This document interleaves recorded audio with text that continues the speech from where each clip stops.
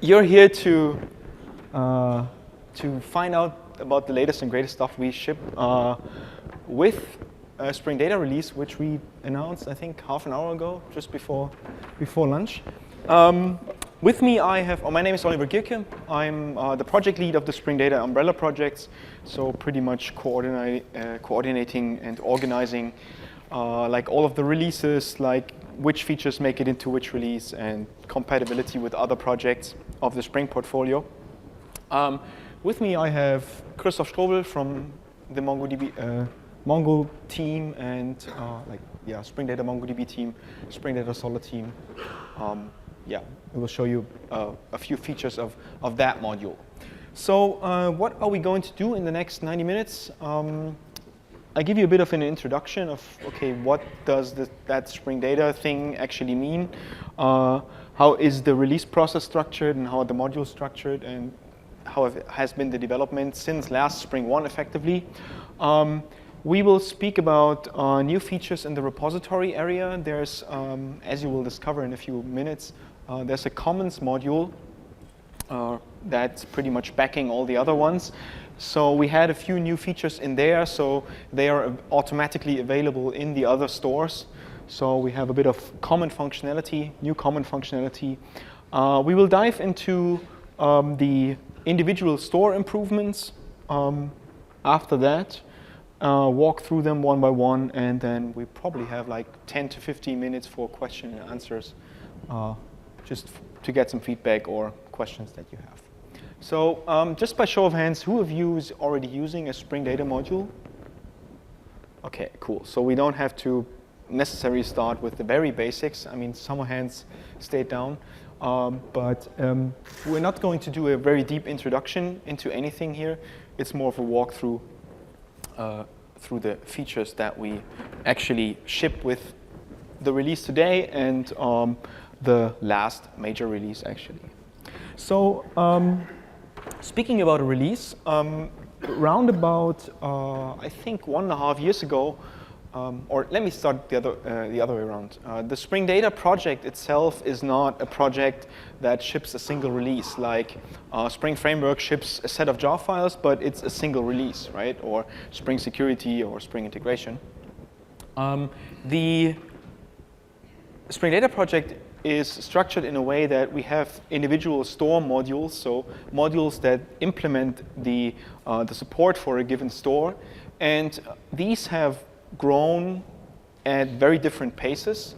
And at one time, I think, 1.5 years ago, roundabout, we realized, okay, there's a bit of a struggle if these modules all release at an individual pace, because if you go ahead and use multiple of the modules in your application, you might run into compatibility issues. So if, let's say, we had scenarios where you couldn't really work with Spring Data JPA and Spring Data MongoDB at the very same project because the dependencies didn't really match.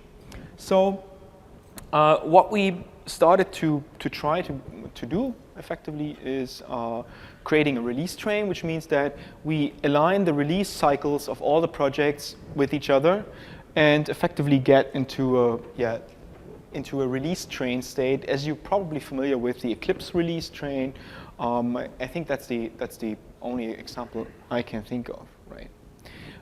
Another challenge that we faced is that due to the fact that the modules evolved quite independently, it was really hard to find matching versions for users, right? So.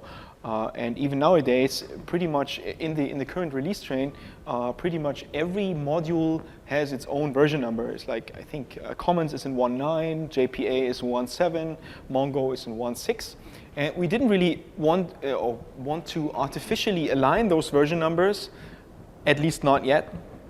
But it was quite weird to say, okay, if you use MongoDB, Spring Data MongoDB 1.6, you need to use Spring Data JPA 1.7 because that people just go nuts about it, right? So what we thought, okay, would be a good idea is to just name those release trains so that I can refer to Spring Data JPA in the Evans version and Spring Data MongoDB in the Evans version, and you pretty much get the idea, right? So these are the matching versions. We started with that kind of effort in early 2013. I mean, we started before that, but March 2013 was the Aurora release.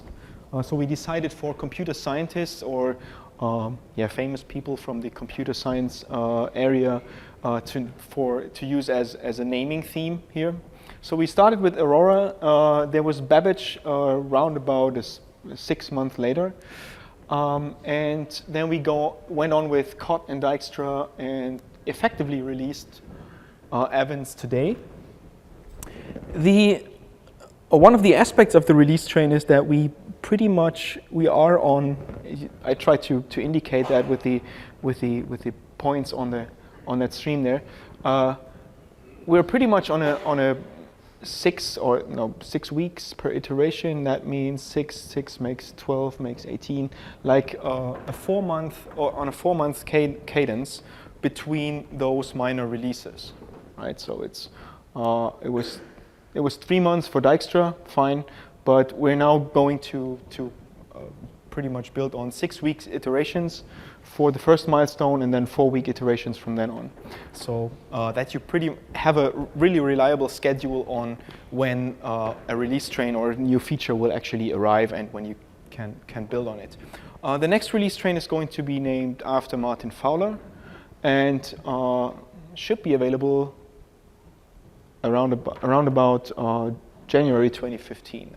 Right, so if we go with 4 more months. All right, so what does the module landscape actually look like? As I said, the Spring Data itself is an umbrella project, and we started in the early days, I think in 2010 or something. There were 3 core modules, the JPA module, the MongoDB module, and the one that everything started with, the Neo4j one. And up until today, we actually added quite a few more. So there's the JPA Mongo Neo ones that I've just mentioned. There's one for Solr, a Gemfire module, a Redis module to support Redis, and a bit of a special one, which is Spring Data REST, which is not really a module supporting a store, but actually building on top of all the other ones. And yeah, I'll show you a bit of stuff about that as well. So these are the ones that we actually maintain as within Pivotal as a company. So the Spring Data team is effectively working on these 8 modules right now. But it turned out that there are other people, just like in other companies, that start implementing modules or support modules for certain data stores on top of the core module, so that we have modules for Couchbase, Elasticsearch, and Cassandra these days, which are not actively maintained by us, but which we're in close contact with the project leads, and organize and pull them into the release train as well. With Cott, we shipped the darker green modules, so Redis, Couchbase, Elasticsearch, and Cassandra were not in the release train back at that time. And we pretty much added them for Dijkstra and Evans, so it's 11 modules nowadays that we actually ship with the release. Right. So I think there's even a few more community modules for very exotic data stores. I think yesterday some guy stepped up to me and mentioned a database that I have never really even heard of. So yeah, anyway. That's the ones that are in the release train, and you can find about all of them on the Spring Data project homepage, actually. Yeah, we've got something to celebrate. No, it's not the new iPhone. I'm going to celebrate that this evening, probably, rewatching the keynote. But yeah, we've just announced the general availability of the release train, of the Evans release train, effectively. Yeah, it's been I think, 4 months that we've been working on it right now. There's quite a mixed bag of features in it, and we're going to actually take you through quite a few of them. So there will be in detail talks on particular stores throughout the week. And we have a comprehensive list of the related talks in the very end of the slide deck. But most important things were like there's support for top and first keywords. So limiting result sets was a big theme, especially as this is a feature that can be or was implemented mostly in the core project already, and then sneaked into the other projects. A very important theme as well was the Spring Security integration, which you will see within the Spring Data module and within the JPA module. We added Redis Sentinel support which Christoph will actually demo to you.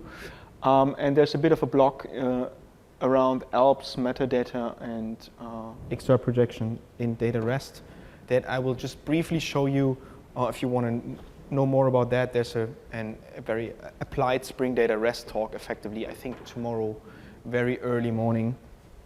Yeah. All right. So who of you has worked with the Spring Data repositories already? Okay, quite a few. The repositories, or the repository programming model, excuse me, is a bit of the core, like the most top level API abstraction that we deliver with the Spring Data modules. I think all of the stores that I had on the slides before actually support it nowadays, and which effectively means that changes we do to the repositories abstraction will more or less automatically sneak into all the stores, assuming they have support for it already in the first place.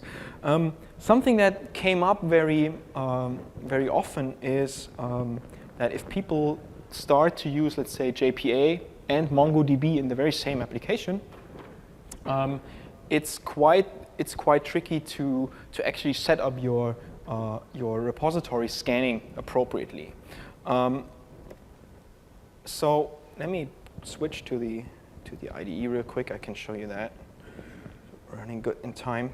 Where's the multi-store example? So what I have here is basically all the samples. That's probably good to mention at this point.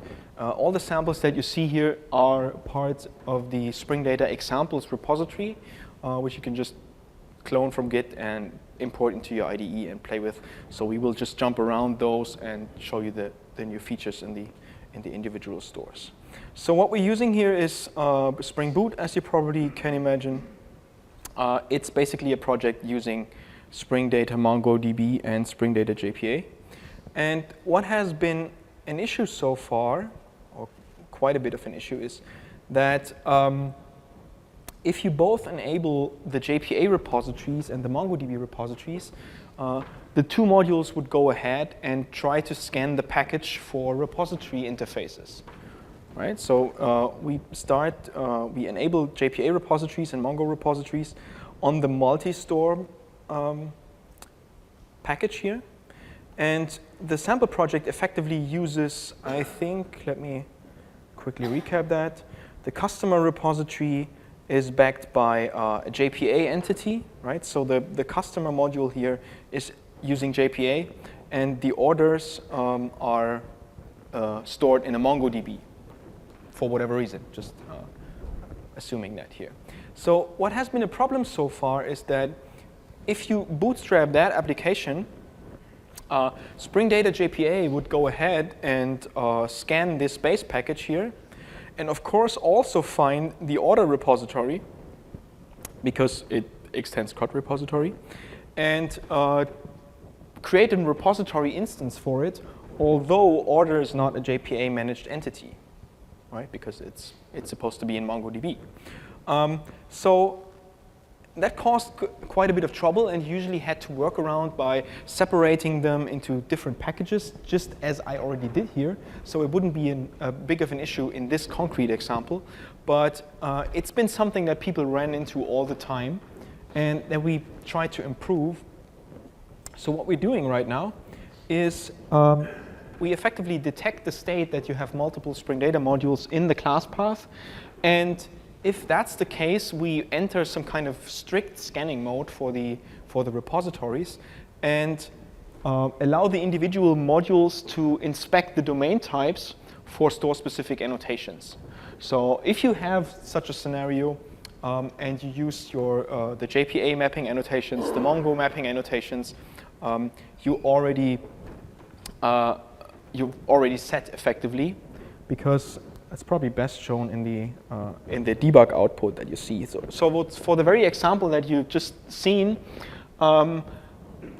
if you run the test case, you get some debug output saying, okay, there's multiple Spring Data modules in there. So we enter the strict repository configuration mode here. So Spring Data JPA effectively finds order repository, but then is not able to detect that order repository should be a JPA one, because order, as I said, doesn't have an add entity annotation, or it has no relation to JPA at all, right? So that's why we're dropping it, and we register the Spring Bean for customer repository in this case here, right? So the bottom line is it just works out of the box in more cases than it did before, and effectively makes your life easier if you have such a multi-store scenario. Especially with the uptake of boot, people were just pulling in stuff like from using the starter POMs into their projects, and then repeatedly ran into that situation. So we thought about fixing that. All right. So the most central concept actually to the repository abstraction is the notion of query methods. So what you could have done or just for the ones that don't really that don't or have never really worked with a Spring Data module. Where is it? There we go. So what you can do is you simply declare that interface, and you create, let's say, this method here. Say find by last name, and because last name is a property on the user, right? We have a last name property. We can actually derive a query from it, and that will happen in a store-specific manner. So for JPA, you get select user u from select u from user u, where u.lastname equals question mark. And these methods support quite a variety of return types. So a very interesting one is, don't have that in here. That's kind of interesting. So what I can do is, instead of returning all the users that have a particular last name, there we go. I can go ahead and declare a query method like this, which would allow you to hand a pageable to the method. That's not really visible, is it? Over here, a pageable to the method, so that you can restrict the amount of items that you get returned to a certain page. So on the client side, you could now write, let's try this way, repo.find by last name, say, try Matthews, and then say new page request 0.10, which means that's the first page by a page size of 10. And you would get back a page of results, which is sort of a list, but it contains additional metadata, like how many pages are there in total, do I have a next page, is it the last page, and whatnot. So that's been like in Spring Data since day one, effectively. But it has a slight drawback. And the drawback is to calculate the number of total pages, we have to know about the complete amount of items in the database, right? So assuming we have, let's say, 100 users in here, we need to trigger an additional count query that returns that 100 so that we can effectively calculate that there will be 10 pages overall in the database. Right? And for some data stores, this is not very expensive. Some actually will do that calculation for you no matter if you want it or not. For others, it's quite expensive and you want to avoid it. And especially as if you're paging through a result set, you usually walk through it. So you say, I read the first page, then I read the second page, then I read the third page. So just imagine your Facebook feed. When you scroll down to the very end, it loads the next items. So there are scenarios where you're not even interested in how many pages are there in total. The only thing you're actually interested is there a next page? And that's where slices come into play, actually.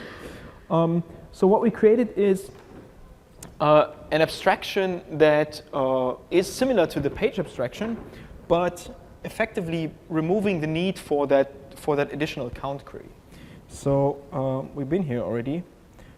So instead of using page as a return type, you can now go ahead and just use a slice as a return type, avoid the additional count query, and slice still has the next method here, right? So you can still go ahead and ask it, do I have a next slice available?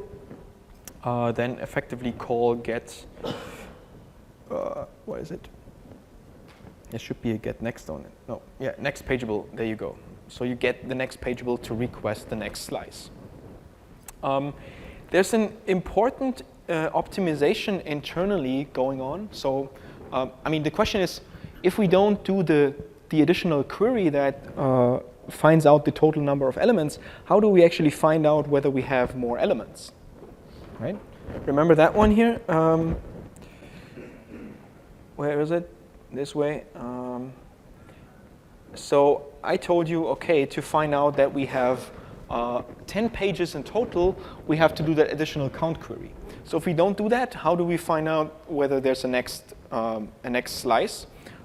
We actually go ahead and for this particular definition or method definition, we're not going to read only 10 elements, but we add one more.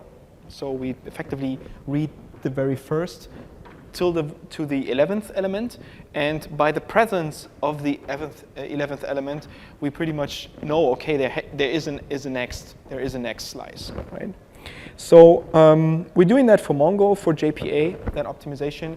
In some stores like Solr, that doesn't really have any effect because for every query you get the number of total elements anyway. But the support for slice as a return type is still there. You don't get the optimization because it wouldn't be one, but it's still consistent in the API here. Are there plans to move that into Gemfire? No. John says no. Computer says no. No, I think the reason, so the question was for the recording, is there plans to move that into Gemfire? And I think the main reason for that not being the case is that we don't even support pagination right now, which is due to a limitation in Gemfire because you can't really do a skip in Gemfire.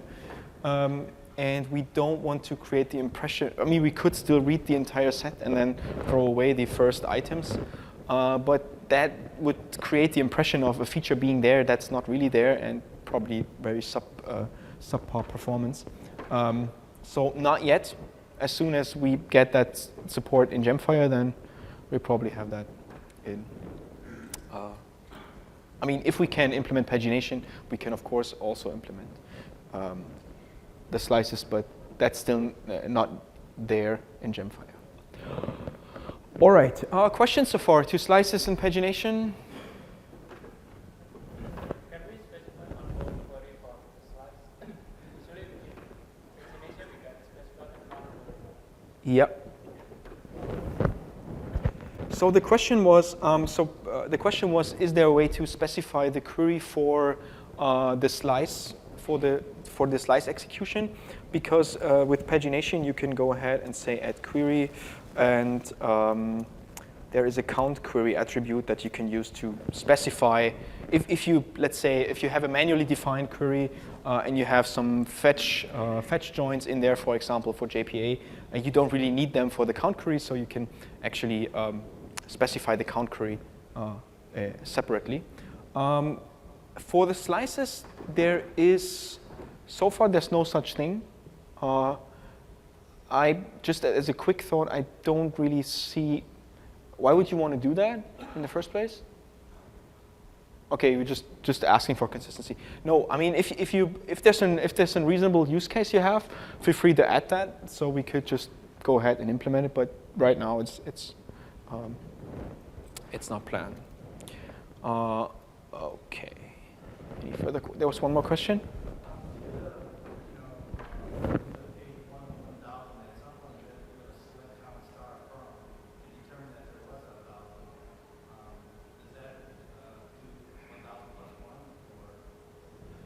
Can you repeat that? Excuse me, I didn't. So if you're going to do pagination, usually something on the user side, you'll give them an access to some sort of way to navigate that. Yeah. Okay, well usually that'll indicate how many pages, like 1 of 100, 2 of 100, 3 of 100. Yeah. How do you know the 100? With slices, you explicitly don't know the 100.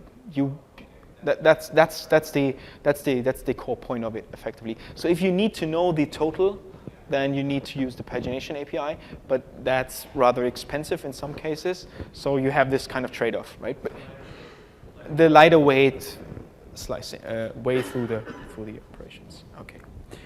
All right. If we're effectively, as you've seen in the example, we're effectively detecting what you want to do by inspecting the return type, and it's been a very common request for us to actually go ahead and let's say take this thing here as an example. If you have the domain type the repository manages, so if the user is the domain type that's managed by the repository, and if you use that at the as return type of the method, you get a so-called single entity execution. So we query the store, and if we find the result, we return you that. If not, we return null.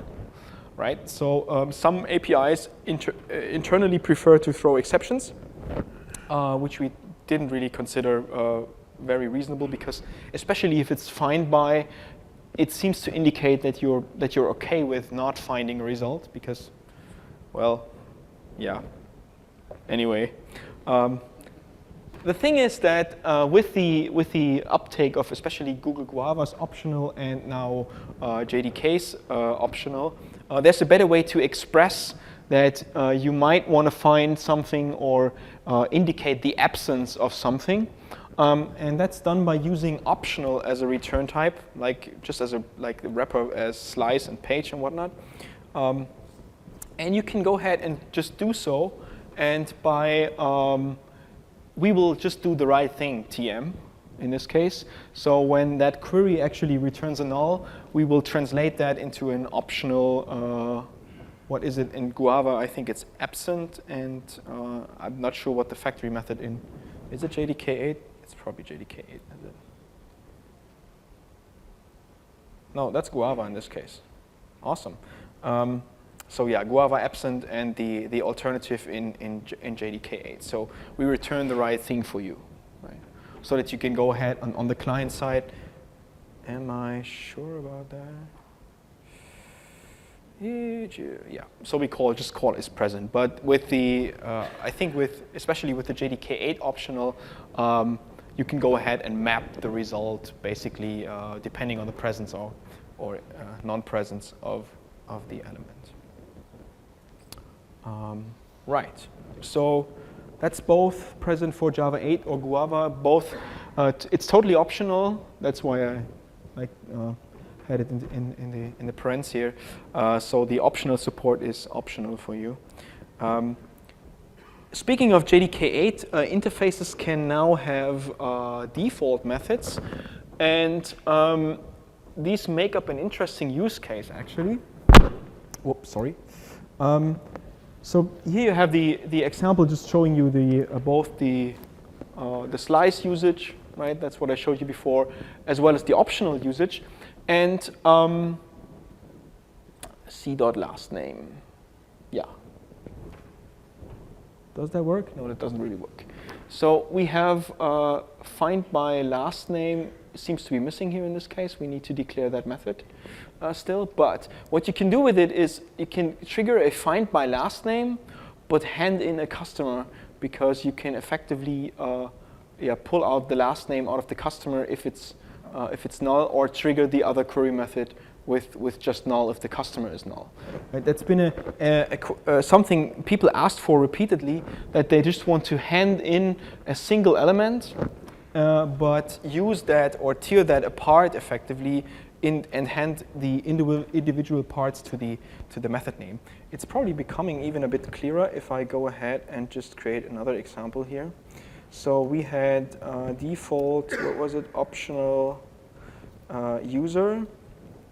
And you can now do something like find by last name, like, or first name. Let me try that. So we effectively have two predicates here, but we just go ahead and hand in only one parameter, and then you can just use the method body to effectively unwrap the customer and then call other methods, like find by, what do we have, by accident? Is there a matching one? No, there's not. But you get the point, right? So you can just go ahead and say customer dot. Is there a customer? There's no customer. It's a user. Stupid me. And do get last name on it. So you have a place where you can effectively unwrap the parameter that you have and trigger other query methods, right? That should be it. That's not an optional, but that's why it's not compiling here.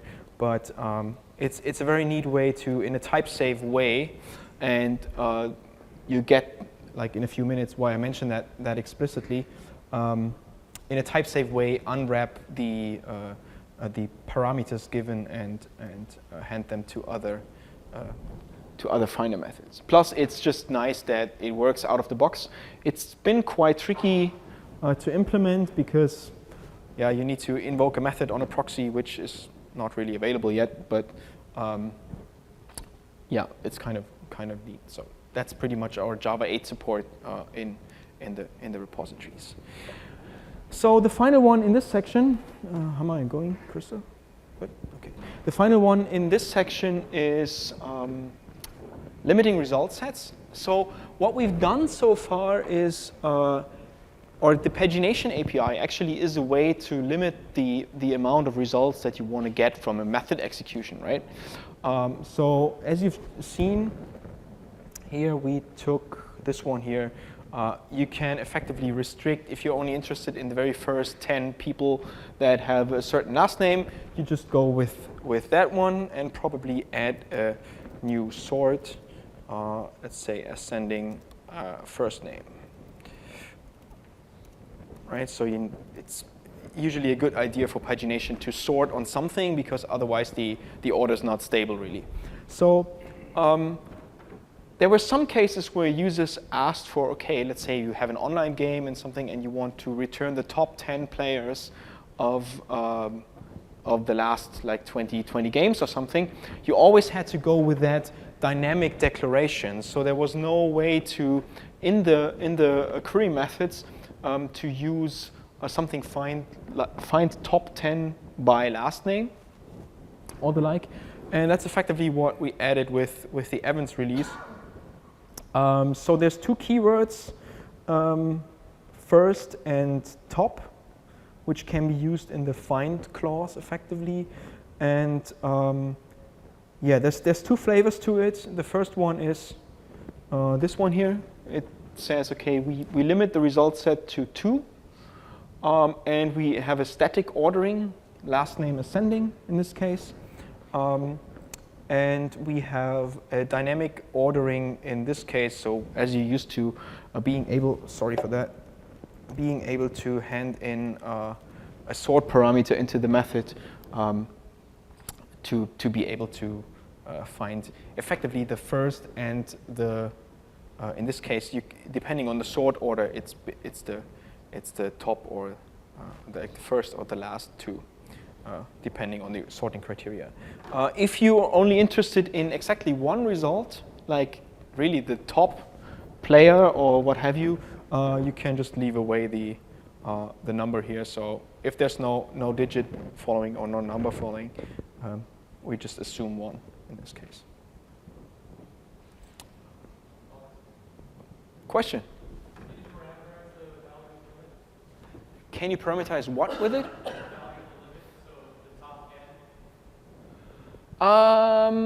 No, you can't. And I'd argue if you want to do that, then pagination is exactly what you're shooting for. You just hand in the. If that's dynamic, just go with page. It was more like a reaction to the need to have that statically defined and not the clients not having to create pageable instances right away. Yeah, that's effectively it. Sort to find top 10 by name like, so just for reference. Okay. There's a last one that's very, very easy to explain.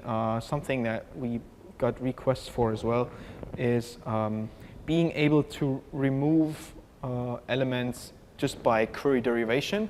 There has always been support for things like modifying add query and then going ahead saying delete from, right? So that has always worked, but just the combination of a predicate with the intention to delete something is now available as well with the remove by or delete by methods or prefixes.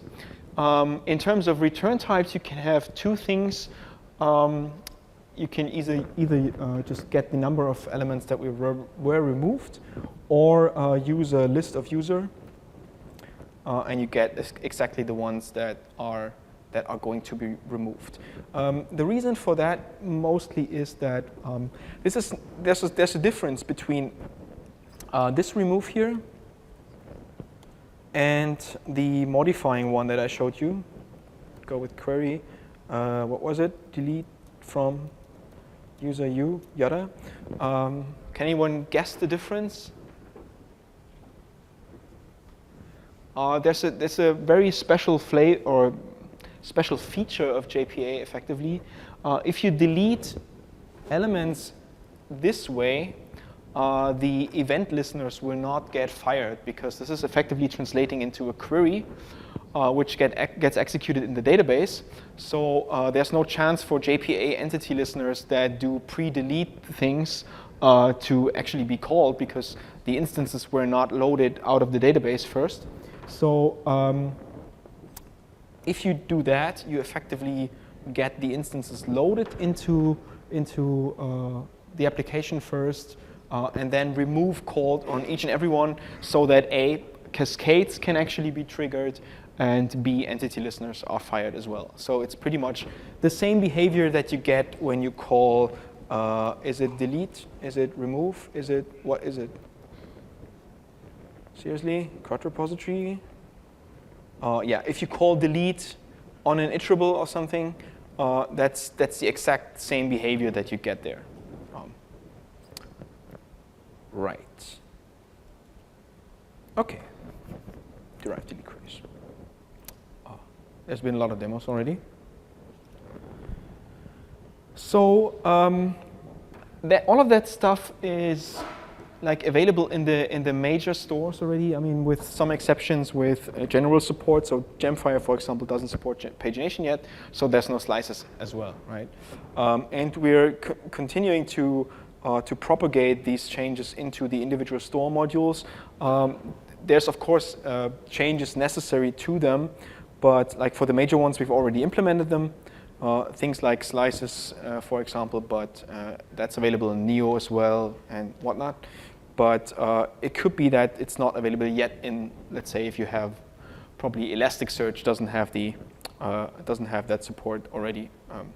But it will be added in a future release. There's a few minor things that we ship with that release. Is anyone using CDI here? Has to use that? Oh, okay. Lucky you. For those who are not that lucky. There's been a bit of a gap in the CDI extension that we ship. So if you tend to know somebody who uses CDI, right? And all the Spring Data modules, not all, but I think almost all of them, ship a CDI extension so that you can use the programming model that you've seen before in a CDI container. But the limitation there was that we didn't really support the custom implementations. So for those of you who don't know, there's means to add custom repository implementation code to your repositories. And that has been lacking in CDI. And we've added that for most of the modules that have CDI support already. Another thing is that in CDI, or CDI usually lazily instantiates CDI beans, which is a bit of a problem because of some validation stuff that we are doing. And what we ship here is pretty much a means to eagerly instantiate CDI beans. Maybe that even makes it into the standard, but let's see. We moved the geospatial types that MongoDB and what was it, Solr, I think, we're using into the Commons module. So in case you have used the geospatial features of MongoDB, for example, I think Spring Data Dijkstra, the last release train, had deprecated the core type, the MongoDB specific types and switched to the common ones internally already.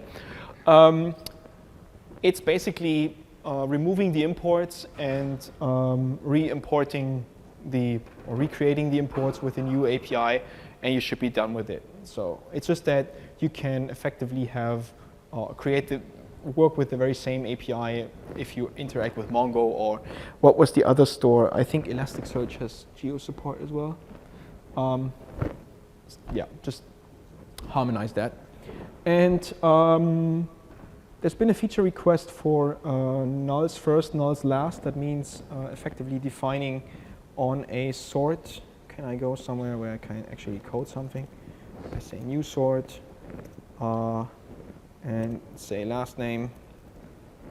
And there is, nope. Why is it not? There should be a direction. There's null handling. And how do I define that? Okay, I have to do that on the individual order. That's it. So I have to say new order. There we go. Where is it? It's sort order. Foo. And then say with null handling nulls first, for example. So it's effectively allowing you to define your preference for null results, or in case that particular field is null, should that be sorted first or last. It's a especially for JPA, it's a non-standard extension here. We added it to Commons because it's uniquely useful in multiple stores, and apparently all major JPA providers support it. It's just that it's not in the standard yet, right? So doing my best to get it into it, but JPA 2.2 is probably quite a bit ahead. All right, so that's it for like common functionality that's available in pretty much all the stores. Any questions so far? There's one more question. Yeah, you talked about you having top implementation. How do you define what top means? The question is, when you're using top or first, how do you define what top means? That's why the answer is, that's why I mentioned the ordering. So first is probably the better word here, because it's effectively, depending on the ordering, it's taking the first results. And first is, the very same as top in this case. So top means the very first items. And if you just reverse the order, you pretty much get the last. And but we're just, as we're looking at it from the very beginning of the result set, it's always first or top. I mean, I don't think we really thought about adding last, or what is the top? Is it least then? Yeah, we internally it's doing a max, what is procedure. right. So yeah, it effectively translates into sorting and limiting the result set onto the very first ones. That's effectively it. All right, so let's start with the store module improvements. In JPA, who's using Hibernate 4.3 already? So from the guys who use JPA. So the very recent, or the most recent Hibernate version is actually based on JPA 2.1, and you really need to use the JPA 2.1 API jar to use it. And JPA 2.1 shipped with quite a few interesting features. Two of them, and that's why one of them I want to show to you is the ability or the definition of how to execute stored procedures, and that's mostly done by using annotations and defining like a stored procedure mapping effectively, and that really nicely maps onto our query execution model, so that we can effectively allow you to execute a stored procedure by defining a query method.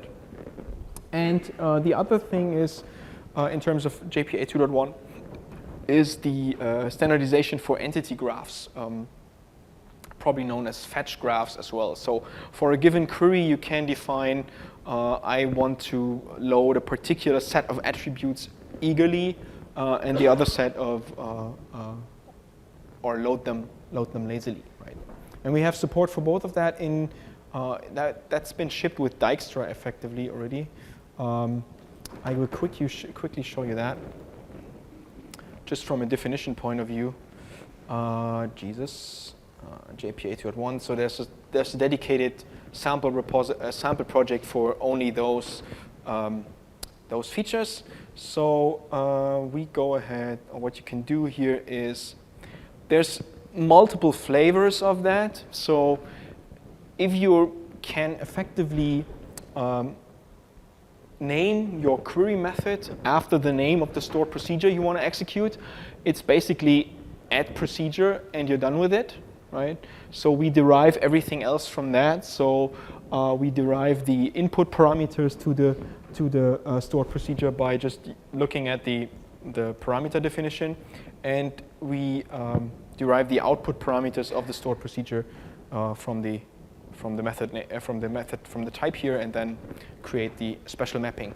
If there's anything you need to customize, or if you don't want to sneak or let your stored procedure names sneak into the method name, which is probably a good idea, you can be a bit more precise here and say procedure name. That's the name of the procedure, which, quite important, is not the name of the stored procedure in the database, but the name of the stored procedure as it is defined within JPA, right? So that's kind of cute. So that's the very simple, quote unquote, definition of a stored procedure execution with plain JPA 2.1. So you have to define exactly that. And instead of doing that, so the Spring Data alternative to that is just that, right? And that includes execution. That's just declaration here. You still have to write code, create stored procedure, yada, yada, yada, and do all that boilerplate stuff. The same thing works for entity graphs. I can just quickly, it works pretty much the same. That's, of course, not working for is it? I'm not really sure. In combination with stored procedures, so I just show it right here. So you define an entity graph as you, like here, I think it's, is it entity, is it fetch graph? I forgot that already. Entity graph. Nope, I forgot the JPA annotation, but it needs a similar definition like the stored procedure one here to define, okay, let's say I have an entity graph saying excerpt, and that means I want to read first name, last name only. And then I can go ahead and use that from entity graph, say, excerpt. And that would mean that the entity graph named excerpt is used for that query execution. Right? That's just it. All right. Questions on that one?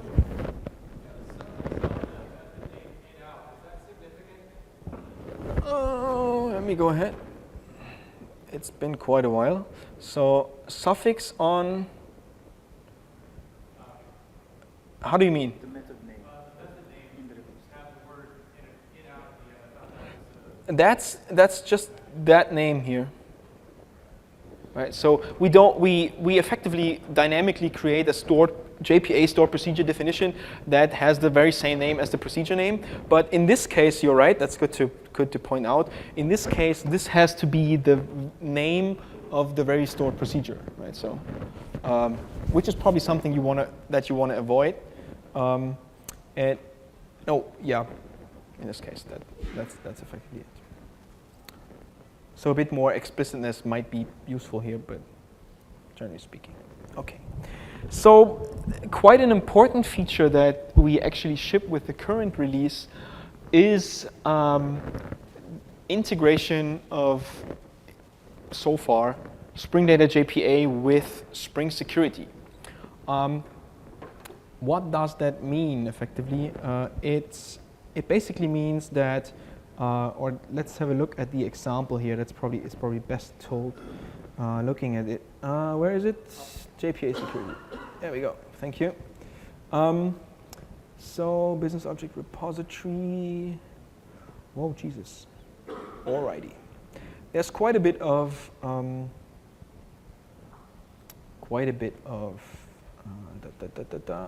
definition. So assume you just that example aside. Assume you want to read a page of, let's say you have like a CRM system, and you want to read a page of customers, like 10 customers once at a time, and you have some kind of business rule to implement that every user working with the system is only allowed to work with the customers that he originally created. Right? You have some security regulations on that. So you could go ahead and then like define a very special query saying, okay, I need to find like the first 10 customers, but then have to add some criteria that effectively has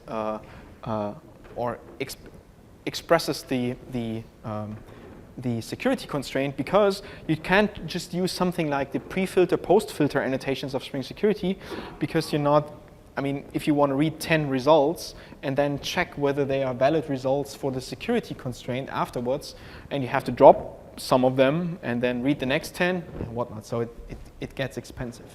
So what we've added with this release is, generally speaking, the ability to use spell expressions in query definitions, which can get a bit more complicated, as Thomas has built here, like an expression that there's some means that, or you pretty much integrate or pull in the Spring Security integration into your project, and that allows you to use Spring Security expressions in your query definitions, so that we effectively turn them into query predicates, right? So in this case, we check, okay, these are the business objects, right? And what we want to express is that if the current user is an admin, pretty much return all of the results, and if not, only return the results that were created by, you say, the owner, email address, and we refer to something called the principal email address, and that's the Spring Security principal, the currently logged in user. Right? So that's just the query method definition. And that works, the sample currently uses some extension mechanism that we built into Spring Data Commons, which allows other projects to effectively register objects and root objects to enrich the spell expressions effectively. So the security expression root here should have a get principal method, right? And by us returning the security expression root here as the root object, you can effectively call that very method, or that thing here is turned into a get principal lookup on the root object. Right? As I said, the sample project here ships with that extension, so it has Spring Security in here, and all it needs to do is just return the security expression root with the current authentication. But good news is you don't have to copy that if you want that functionality. Spring Security 4.1 will ship with that stuff out of the box. So if you just include Spring Security and Spring Data into your projects, you can just use Spring Security expressions in your query definitions. Done with it. So there's nothing in here. The reason that's in here is A, Spring Security 4.1 is not ready yet, and B, as you see, it's quite a simple API that you have to implement. So in case you have like other business the need to extend your query methods with some certain expressions, you can just go ahead and build that stuff yourself and just register such an evaluation context extension, and that's pretty much it. We will just execute that. Question? Yeah, to expect the spell expression Yeah. repository, if you didn't want to use a like because it's a bit slower, could you actually change it to put the expression before the where clause to have no where clause in the first case, or the where clause in the second case? That's a good question. So what's happening here is that we're effectively building the query up front. So that thing right. So it's a two-step process actually. The first thing is that we register, okay, this is a positional parameter bound. So we translate that query into that becomes $0, right? Effectively, with that expression being evaluated when you bind the parameter, right? So that's effectively it. So that's all we do here. So there's no real SQL manipulation magic going on. But of course, you could change. Like is probably not a good idea here anyway, right? You would probably want to compare with equals. Was that what you're shooting for, or? Well, you can't do equals with the percent symbol, but you wouldn't need the where clause in this example. So if you're the admin, you wouldn't even need the where clause. Oh, right. I don't think this is currently supported, because that would mean we would have to rewrite the query, and as we're binding parameters right now. So that's probably why we was it. We do parameter binding in this case. I think the only place where we do query manipulation really is you can use the entity name, so that you don't have to refer to the class here. But if you think that would be a good idea to add, then feel free to open a ticket or what have you. The only other part was, is it Security 4.1? Because they're a version behind. They're about to come out with 4.0. Is it 4.0? Okay, sorry then. Yeah, it's probably because I usually mix up Spring Framework and Spring. So the next Spring Security version will have that support out of the box. So that's the bottom line, whatever the version number will be. One more question.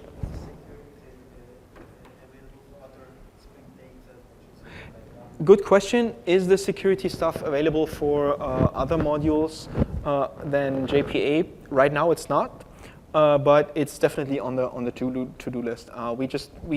We were in touch with Rob Winch from the Spring Security team to initially prototype that and then build that for JPA. There's also things like a very, very often asked for ticket for soft deletes, for example. So there's a bit more stuff going on in that area where you effectively logically translate a delete query into a update with the Boolean flag active equals false or something. And if that stuff works for users, we'll probably just propagate that through all of the stores. It's not that not that tricky on the store side of things. It took us a while to get the API right, but for the extensions. But from a store point of view, it's basically like string manipulation for the query and then parameter binding done. That's it. Okay, good.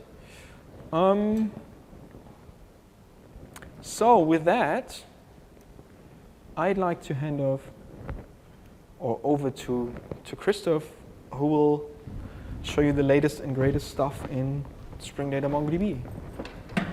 Thank you, Christoph. So, hello. So, as time has moved on quite a bit, trying to catch up a little as we still have a lot to cover. And starting with MongoDB, we mainly concentrated on the newly added operators for MongoDB and the 2.6 features. And there's especially one feature I'm personally very excited about, and this is the full text search that MongoDB offers in its 2.6 version, but we'll get to that in a minute. So to start off with, we added some improvements to the aggregation framework, as you now can use system variables and user variables for your aggregation. And basically, that's what it looks like. So we added special parameters for you to use, which point to the root occurrence. So there is 2 or 3 other system variables available in MongoDB, which we'll go on and add support for in the next versions that are there to come. Moving on, we got the query modifiers that basically allow you to alter the behavior of your defined query. So this comes in very handy when you're trying to, at least who has ever tried to have a look at the MongoDB system profile logging? Oh, no one. Okay. I can tell you it's rather hard to find something in there when logging is turned on. So you basically get a list of the events that happened during the execution of your query. And MongoDB offers newly commands adding a comment to the query execution that you can later on search for within the system profile log. So if you have a slow query, or think at least the query is slow, you can add a command to it via some annotation we provided. So just add meta, add a comment, and you can query for it within the log. There is also some support for limiting the maximum execution time a query can take. So this is to prevent queries from running very long. You can just add, let's say the query is supposed to take at most 100 milliseconds, and you'll get an error returned if the query exceeds this time. You can also limit the amount of data to be scanned, and so on and so forth. Yeah. There is also some other commands that already made it into the API, like the query hints that can already be defined via the query annotation. Great. Full text search. So whoever has dealt with the need to have a full text search embedded in your database and had to, at least till now, spin up some kind of search engine or other mechanism, and the MongoDB does not offer a full-blown search engine, but at least it's very powerful. So what you got is you got multiple stemmers for different languages. It supports up to 15 languages, as far as I remember, allowing you to tokenize this. By default, the terms passed into the query are connected using an OR operator unless you do phrase query. Those will have an exact match on the terms using AND. There's one thing you have to be aware of when doing text search and using text search index is that you can't combine it with an operation that requires another special index. So you can't combine full text search with geolocation search, because those are both special indexes that are built up inside MongoDB, and you cannot combine those. You also cannot add a special hint to the query execution if you're using full text search. So this is one of the limitations, but still the full text search in MongoDB is very powerful, and I would really recommend to give it a try. It's really, really easy, it's fast, and if you don't have the need to have a separate search server offering you faceting and whatever those kind of servers do, it's really powerful. So, how can I talk? I don't want to. Yeah, how can I switch between those? Yeah, great.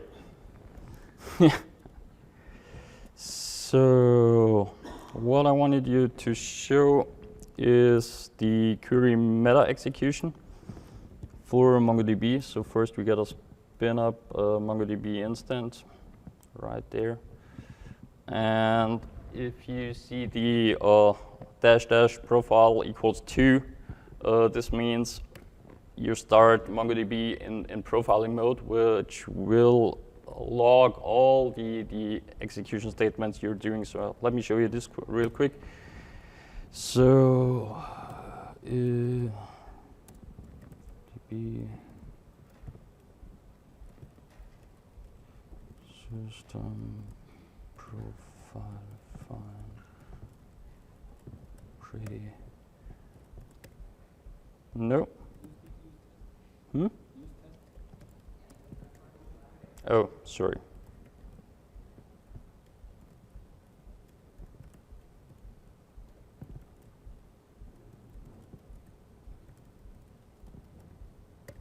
Yeah. So you'll basically get an output of this, and this will grow with each query execution you do. And as you can tell, if you're scrolling through this, it's very hard to find things in there.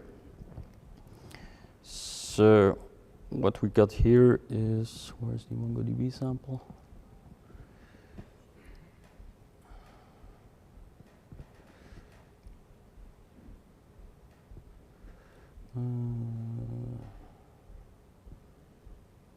Source test.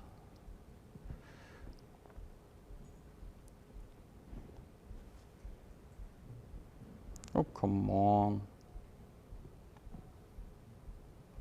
Don't you have two fingers? Scroll. Oh, you got reverse direction. Okay. Yeah. No problem. So we got this one defined here, defined by first name query. And as you can see, there's the meta annotation adding the comment I defined here. So this is Spring Run 2GX rocks, and if I just execute the test, you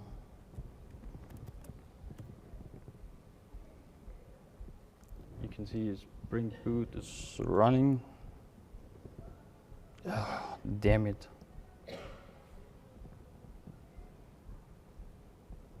And if it hasn't, yeah, so you could just go on and find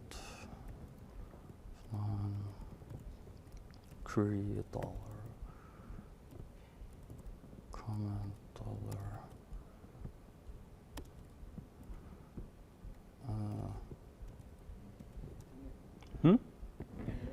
And it's down there. Can I? You see it? Okay.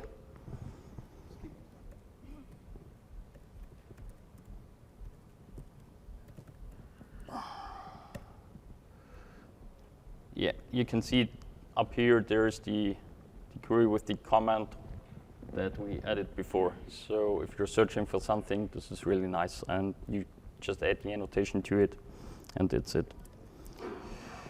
Great. So moving.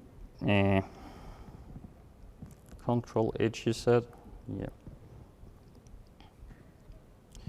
I'll just stop the profiling from the MongoDB, and start on over again. With text search, I want to show you the other example. So we prepared something to show you how to create the index effectively by hand. Where is this stuff on your? Yeah, there we go. So basically what we are doing here, I have downloaded the latest blog post entries from the Spring Arrow website and created a blog post document, as you can see here. It has just title, content, category, and there is a read-only property for text score, because as every good search engine, MongoDB assigns a score to the document during the search, so you can sort by it to get the top hits in first place. And what we're basically going to do is to create a text index on title, content, and categories. Though categories is a list with weights on it. So a search hit on the title will weigh more than a search hit on content. And this can be done very easily by just adding a text definition builder on the field title, on the content, on the categories, and then go on, get the index operations for the blog posts, ensure that the index is there, and we're ready to go. So if I do that, I can just basically go on, use a repository populator to load the documents into the store, and use this to query the database. So we're going to use a text criteria for the default language, which is English, matching any term of release. And let's see what this prints out. So we basically found, let me make this a little bit bigger. We found 14 blog posts matching the keyword release within the store, and as you can see, the score property is currently null. This is because you have to explicitly tell MongoDB that you want to get the text score returned, which you can do by wrong direction, sorry, which you can do by defining the score field name, and then by telling the query to sort by score. These are methods that aren't available on the normal basic query, but we defined a special text query for you to make it easier to access those parameters. And if I now execute that one, you will see that the text score gets evaluated within MongoDB, is returned, so we can add it to the bean, and we sort it by the score descending. So there's one side note: MongoDB doesn't allow you currently to sort the other way around, so you can only sort descending, not ascending. And to make things a little bit easier for you, we added a few annotations for index creation that basically allow you, let me just uncomment this, to define the index structure within your bean. So this is basically the blog post bean we had before, and I just added the index annotations and a special annotation for the text score that we can evaluate.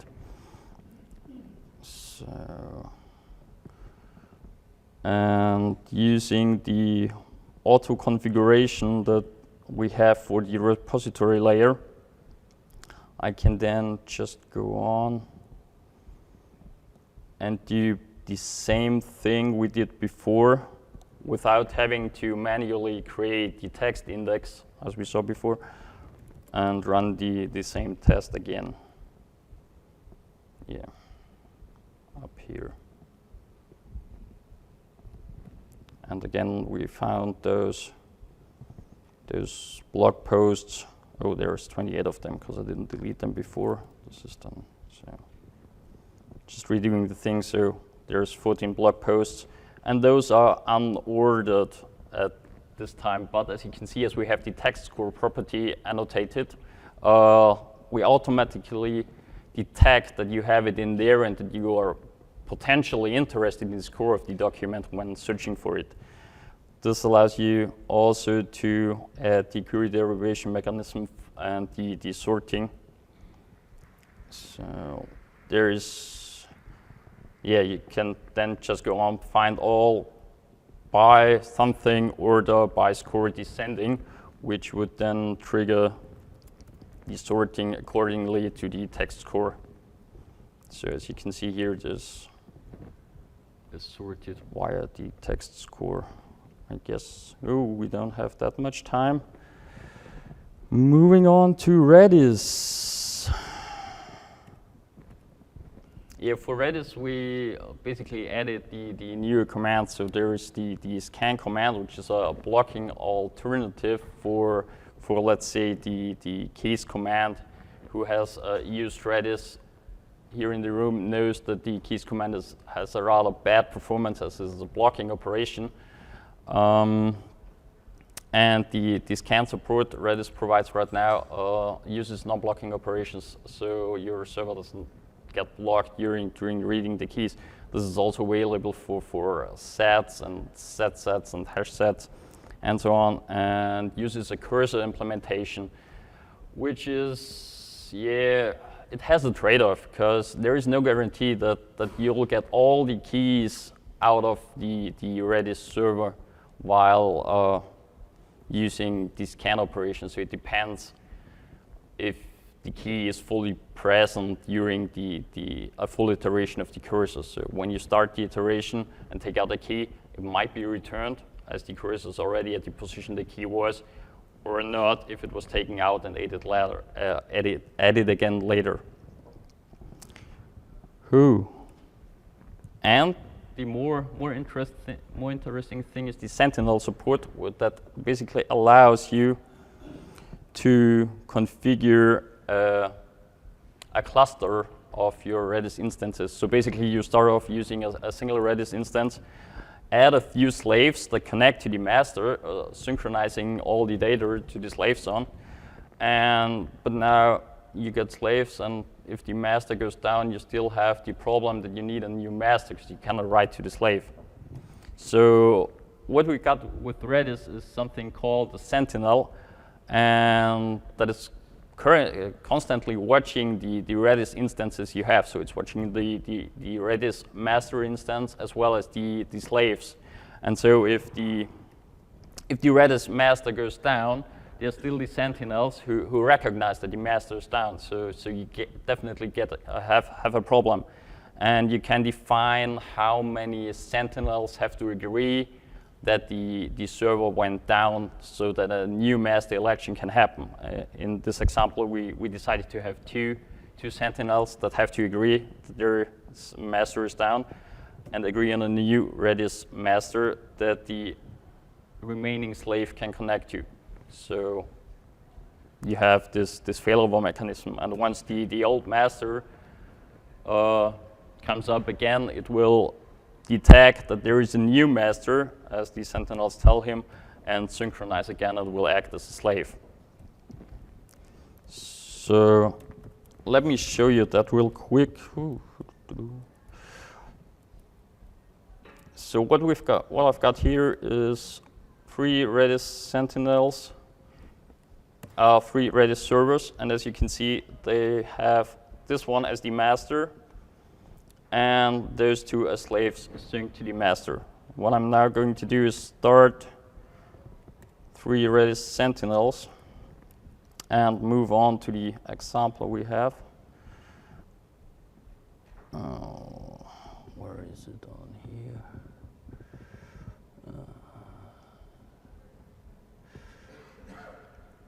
Okay, this is just the main class that doesn't do much. It just has this Redis Sentinel configuration in it, telling that there is a master node and that there are 3 sentinels out there you can connect to. and it will just run an infinite loop counting a value up. So let me start.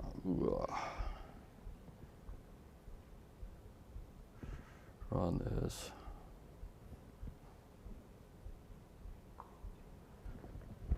So let me just run this, and as you can see in the output, it just constantly increases something. If I now go on and terminate the master node, you'll see immediately that those two report an error as master is down, and they cannot no longer sync the values from the master to the slaves. And this is also reflected here as server is down. We couldn't get a resource from the pool. So what you've got to do in this case is you've got to take care that your application doesn't terminate, but has some kind of retry mechanism as the pool, as the sentinels will agree on the new master, as they did right now. Elected a new master, and you will get automatically the address of the new master, so you can send data to the new master transparently. So you don't have to change any other things. And as you can see here, there is a new master election happened. This one seems to be the slave right now. And if I re-add the old master, it will catch up and sync the data back without your application from stopping. Jesus. I'll just tell you what happened in Solr and not really show you in detail, as we can only get 10 minutes left. With Solr 4.7, I guess it was, there came deep pagination support. Whoever has worked with Solr before knows that the deeper you go into your data, so the deeper you dive, the slower the query execution gets. This is because Solr had to prepare eternally every time again. And since the 4.7 version, there is also a cursor implementation. So you start at a certain position and then can go on in iterations without having Solr to recalculate the query each time you're requesting data. And what we've got for that is a cursor abstraction. So you basically go on the template and say query for cursor, and we'll take care of moving the cursor mark forward internally. So you don't have to care about that. And we added some Solr schema support that hasn't been there for a while. So since Solr 4.4, I guess it's possible to add at least fields to the existing schema you have. You cannot create new schemas, so that's still an open point on the Solr side. So we just kind of do, as in MongoDB, create the whole collection for you, but at least we can add certain fields depending on what you define within your bean. So we detect that the schema exists, there are those and fields in there already, and there's a new one, and so we'll add it for you. This can be enabled very easily by just adding the schema creation support within the add enable Solr repositories annotation. Yeah. Ollie, do you want to have Go with the rest? Go on with the rest stuff? Do that. So, thank you, Christoph. We're running a bit short in time. I spent too much time on the introduction, unfortunately. So what we want to round things off with is the latest and greatest additions to Spring Data REST. Who of you has used Spring Data REST already? Greg, come on. The guy that does work on it, of course, has worked with it. So I want to just give you a quick introduction and just concentrate on the latest and greatest features. There will be a dedicated talk on that. If you want to see that in practice, go to Greg's talk tomorrow. We have the exact dates in the slide deck. Generally speaking, Spring Data REST is building on top of the repositories, the APIs, and implements common patterns that we see appearing in REST web services. That means there's a very familiar collection item resources pattern. So you have a collection resource that pretty much gives you all the orders, and then you have for each of the orders have a dedicated resource that you can manipulate via get, put, post, delete, and what have you.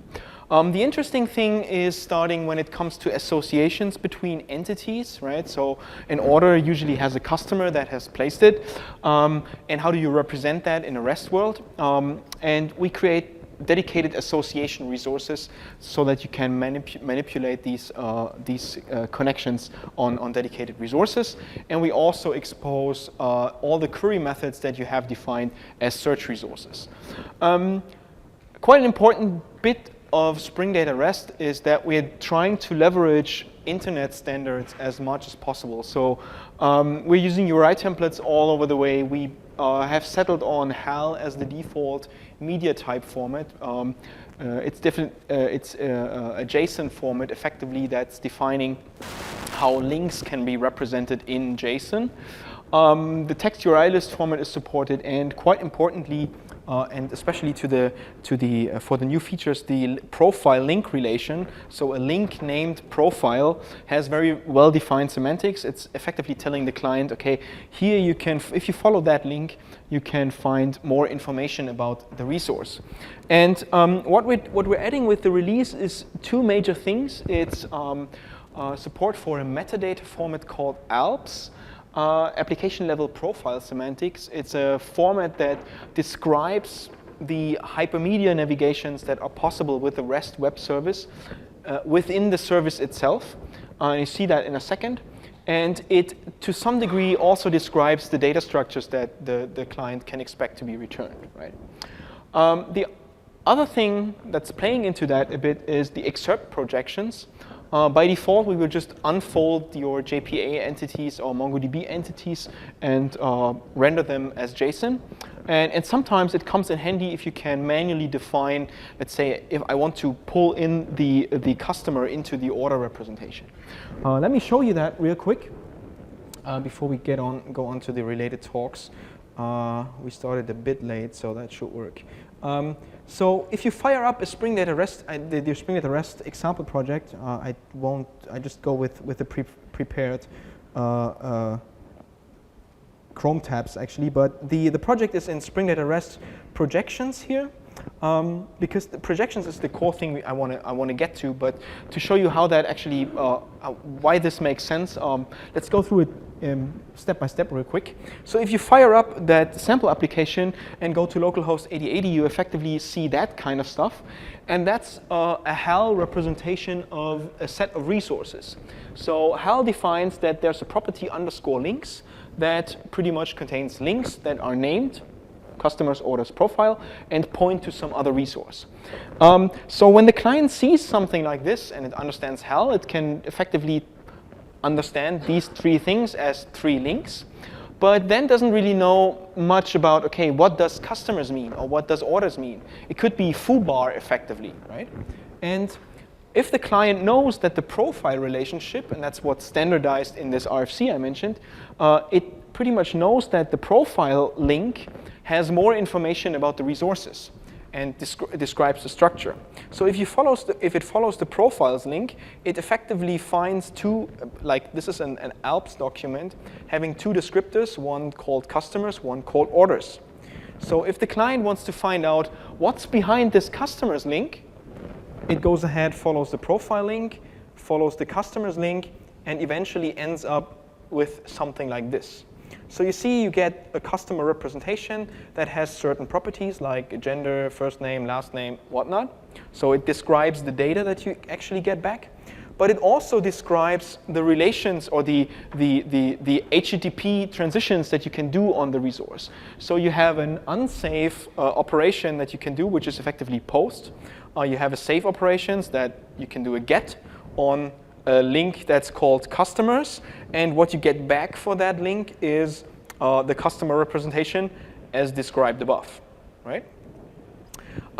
So the very same is available for the orders. So in this case, I have underscore embedded is some kind of, okay, we're previewing some data here. It's not necessarily the entire resource, but it's, in this case, a list of orders, right?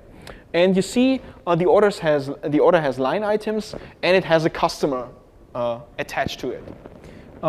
So now imagine you want to write a client for that, and you want to list all the orders, and you want to list summaries of the orders.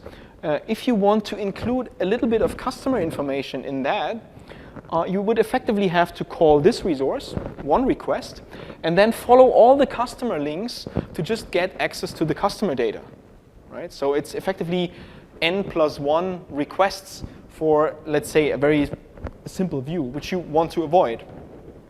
So what you can do is you go ahead and create a so-called projection. And I'm not going to go into the details of that. So you create a projection, which is a simple interface that where you just define the properties that you want to use, or can even use a spell expression to actually evaluate on the target object to pull that into the response. And then you go ahead and say, customer repository, I want to use that projection type, that projection interface, as an excerpt projection, and that will cause Spring Data REST to render that projection in every place that actually has a summary or has like a preview of that customer. So let me go with that real quick. So that's the projection excerpt. So if I just edit that, rerun the application, my response would have changed to this. Right? So it's the very same orders resource you see up there, but instead of the customer link that has appeared there before, you get first name and last name pulled in, plus the toString representation of the address there. Right? And that would effectively nicely serve your purpose of like being able to create a summary list of the orders. If you now navigate to the orders like localhost 8080 orders 1, follow the self link here, you effectively get the full expanded excerpt of the order, still see the preview of the customer, but now are able to navigate to the customer again.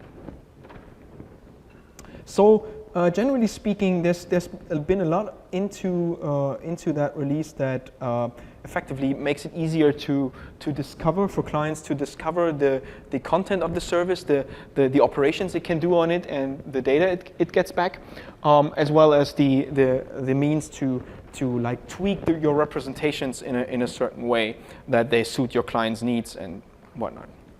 Okay, just to round things off, there's quite a few other Spring Data related talks. If you're interested in special stores, it's like the Cassandra Couchbase one, I think right after this, not right after, after the next talk here. There's a Spring Data buff, so if you want to come and talk to most of the project leads, we have quite a few here. Michael Nitschinger from Couchbase, Matthew Adams from Cassandra, Christoph is here for Solr and Mongo. I am here as well for all the rest, and Greg is here for Spring Data REST, effectively. Michael Hunger for Neo4j. Join us for the Spring Data Buff at 9 p.m. as I've heard outside at the, well, you get the beer, right? That's pretty much it. It's the place to be anyway. And there's a Gorm talk related to data as well. As we've pretty much progressed in time already, I suggest to just come over after the talk and ask questions here if you have some. Generally speaking, thanks for your attention. Play with the release and have fun with it.